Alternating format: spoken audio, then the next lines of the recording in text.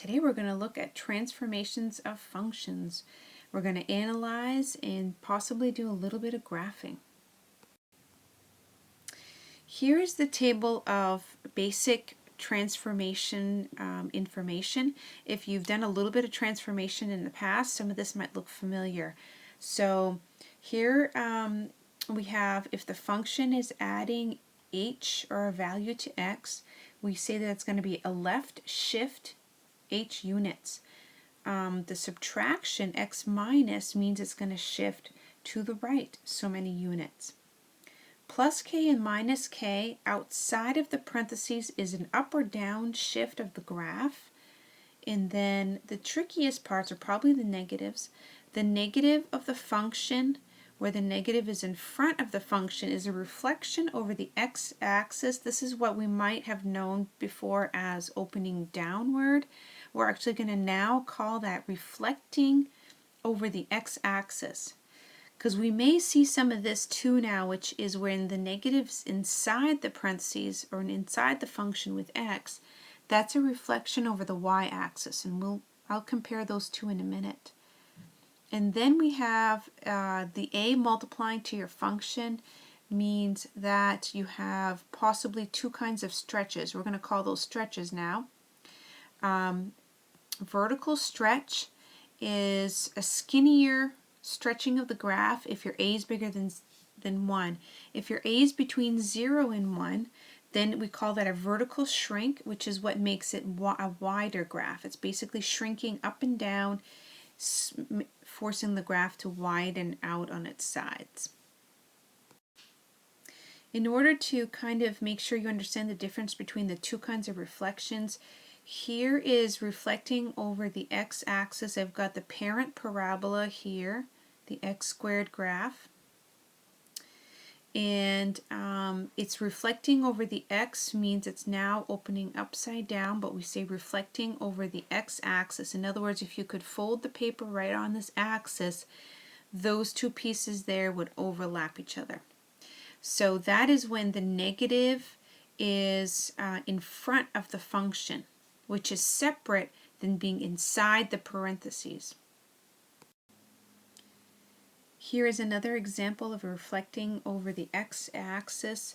I've got the square root of x function here, and when you have the negative of that function, it's getting reflected on the other side of the x-axis. Here is using the same parent function, the square root of x, but now we're reflecting over the y-axis. Notice now the negative is inside the function, not outside the function, but inside the function, and that's what makes it different in reflecting over the y. So now the y is like the line of symmetry. If you fold the picture over that line, it'll overlap in that sense. So this is a reflecting over y where the negative is inside the function. Here is an example of an exponential function. The red line here is really the original function here, the e to the x. So now again, reflecting over the y where our negative is inside the function. Here we have the negative inside where the x is. Otherwise, the outside would mean it's in front of the e, but that's not the case. It's in front of the x. So the reflection is over the y-axis. So the red line is getting imprinted on the other side, which makes the blue line here. We are going to keep working more and more with the function notation, the f of x notation, which f of x again means that a function exists, and that's the name of it. If we use this function here as an example, x cubed, we are now going to interpret what these function notations mean using that parent function. So translating the first one here, function of x minus 2, means that we are taking our x cubed function and saying x minus 2, which is in the parentheses, as it is here, cubed on the outside. F of x plus 5 means we have our function x cubed plus 5. That's one of those shifting ups. 5 units. Here is a reflection inside of the function. So now our function is going to say negative x. I'll put that in parentheses with a cube on the outside. And that is different than d, which has the negative outside the function. So now this reads negative x cubed. And I know some of you still have a hard time with this, but these are saying two different things. Our last example has an a value in front of the function. It has a left shift and a down shift here. So our function is going to say negative 2 parentheses x plus 3 all cubed minus 6. When you're asked to do a rough sketch of a transformation of one of these functions, basically my highest recommendation is that you use the 0, 0 or the origin as your basic point that you're going to move up or down, left or right. So when you're looking at like a linear graph, I would be using this point here to translate up or down, left or right. For the absolute value graph, I would be using this point here also as your point of reference for up, down, left, right shifting. For the parabola, that's also at 0, 0. For your cubic graph, you've got the same point there at 0, 0 that you can translate up and down, left or right. For the square root function, same point there is going to move around. Probably the next trickiest one, or the last one that's tricky, is your a to the x function. I would use that point right there. You got to remember that the significance of that point there is that a to the 0 equals 1. So when you plug in 0 into your exponent function here, anything to the 0 is 1, and that's why that point there is up there at 0, 1. So just keep that in mind. If you have a new function, to figure out where that point is, you could always plug in a 0 into the exponent and see where the outcome is, to see where that's bounced around either up or down, left or right. Here I'll do a couple examples of taking a parent function and transforming it if we're given the description. Here we're given that the parent is shifted to the right 5 units and down 3 units. So a very important thing is, if you need your chart, you should have that out in front of you, but you should recognize that shifting right has to do with inside the parentheses.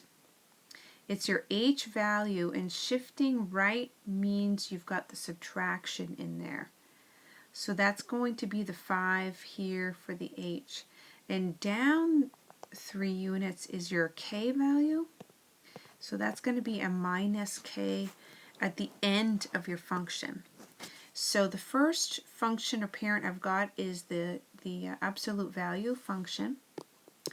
So I'm still going to call it f of x.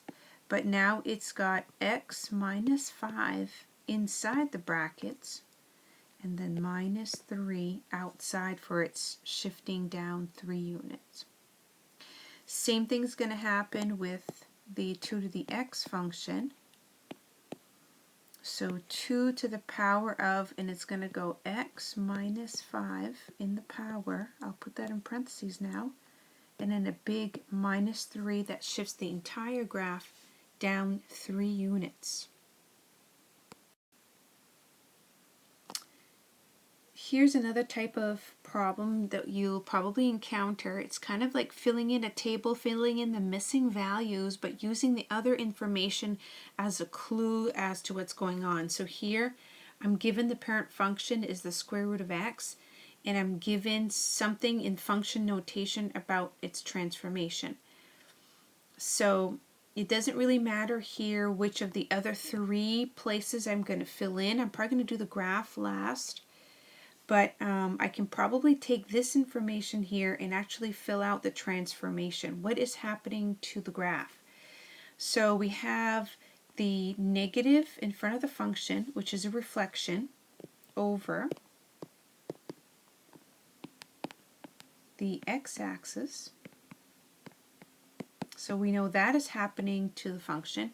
We have the plus 2 or the plus h, which means there's a shifting